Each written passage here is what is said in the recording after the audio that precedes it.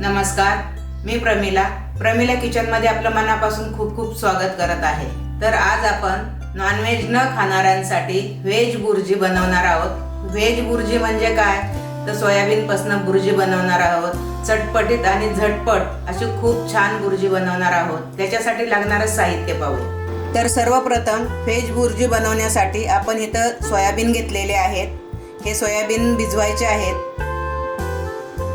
लसूण आहे, कांदा आहे, टोमॅटो, कोथिंबीर। आता हे सोयाबीन आपण थोडेसे कोमट पाणी घेऊन 15 मिनिटांसाठी भिजत घालणार आहोत। तर आता हे पहा, सोयाबीन 15 मिनिटे मी भिजत ठेवले होते। भिजून हे खूप छान स्पॉन्जी झालेले आहेत, असे फुगतात। आणि आपण आता याची बुर्जी बनवणार आहोत। आता ही बुर्जी कशी बनवायची ती मी दाखवते। तर आता हे पहा, भिजवलेले सोयाबीन मी त्यातलं पाणी हाताने पिळून घेतलेलं आहे आणि हे हाताने कुस्करले तर एवढे छान बारीक झाले। आता आपण एका कढईमध्ये मी तेल घातलेलं आहे। आता आपण त्याला फोडणी करणार आहोत। आता आपलं तेल तापलेलं आहे। सर्वप्रथम आपण लसूण घालणार आहोत। लसूण छान लाल होऊ द्या।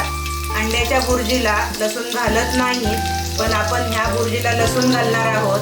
कारण का तर हे सोयाबीन आहेत, त्याला तुम्हीही लसूण घालून पहा, खूप छान टेस्ट येते।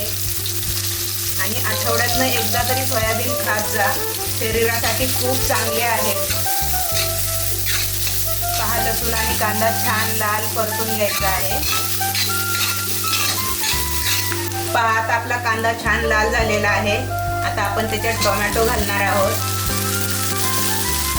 टोमॅटो ही छान परतून घ्यायचा आहे। पहा, तुम्ही नॉनव्हेज खायचं सुद्धा विसराल, एवढी छान बुर्जी होते।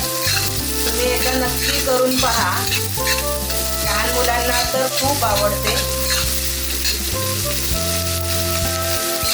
आता कांदा आणि टोमॅटो परतेपर्यंत आपण त्याच्यामध्ये मी हे काश्मीरी लाल मिरची पावडर आहे, तुम्ही साधीही मिरची पावडर वापरू शकता।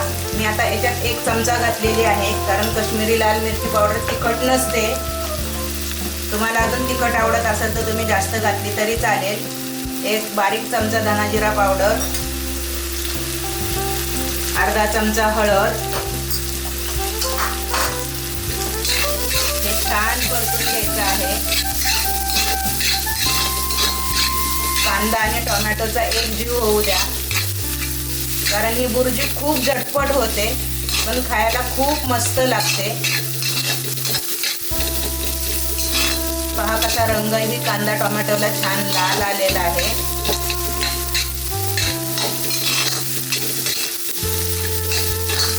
पहा, आता कांदा टोमॅटो छान तळल्याच्या नंतर मी सोयाबीनही घातलेलं आहे।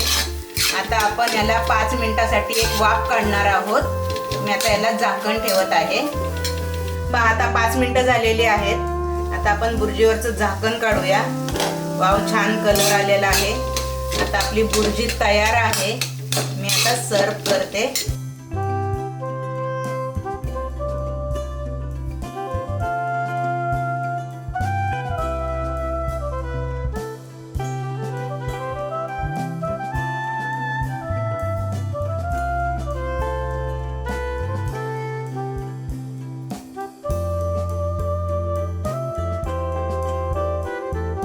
तर माझी ही रेसिपी तुम्हाला कशी वाटली हे तुम्ही मला कमेंट करून कळवा।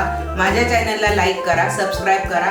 चला तर मग पुन्हा भेटूया नवीन रेसिपी सोबत। थँक्यू।